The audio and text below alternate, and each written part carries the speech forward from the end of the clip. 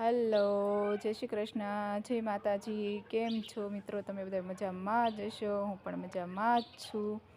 તો હવે તો આપણે મહારાજ 2-3 દીથા વહી ગયા છે ને ધોમ તડકો ને ગરમી પડવા મળી છે। તો જો થોડાક દિવસ મહારાજ નહીં આવે તો પાછું આપણે ખેડૂતોને પાવાનું શરૂ કરવું પડશે એવું લાગે છે। અને આજે હું તમને બતાવું કે જ્યારથી મારા પપ્પા ઓફ થયા ને ત્યારે મારે એક રાજુ છે અને મેં થાળી મૂકી છે। રાજુને ચા કેટલો વાલો છે ને તમે જોજો। આગળ જેવી થાળી મૂકીશ ને એવો રાજુ પહેલાં બધાથી પહેલાં ચા પી જશે, પછી જે ખાવાનું હશે ને એ ખાશે। હાલે રાજુ,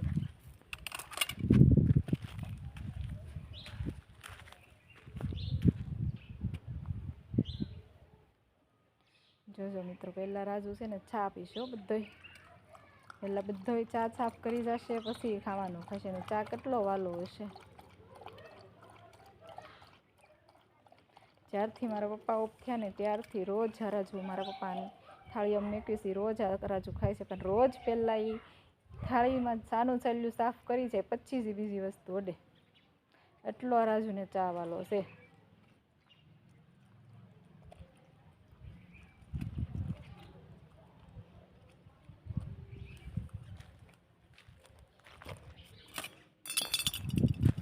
હવે એ બધું ખાશે, પહેલાં ચાનું ચાલ્યું સાફ કરી ગયો ને પછી।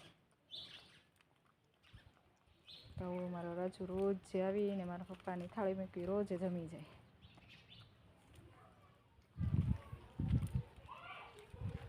કૂતરાને પણ કેટલી ખબર પડતી હોય છે જો।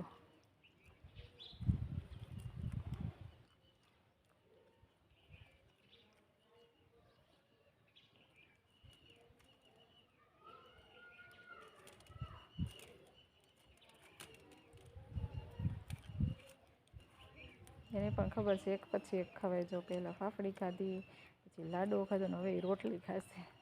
આપણને નથી કહેતા કે સારું હોય પહેલાં ભાવે એમ, એને પણ ખબર પડે છે। પહેલાં સારું સારું ખાઈ ગયો, હવે પછી રોટલી ખાશે। આપણે એમ કે કૂતરા, પણ કૂતરાને આપણી કરતાં વધારે ભાન હોય। જો કેવો ચાટીને બધું ખાઈ ગયો, હવે એ રોટલી ખાય છે। અને હવે તો આપણી તુવેર પણ મસ્ત મોટી મોટી થઈ ગઈ છે।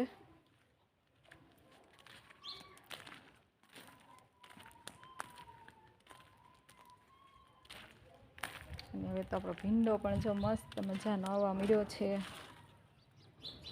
ગુવારને પણ પાછો મોર આવ્યો છે।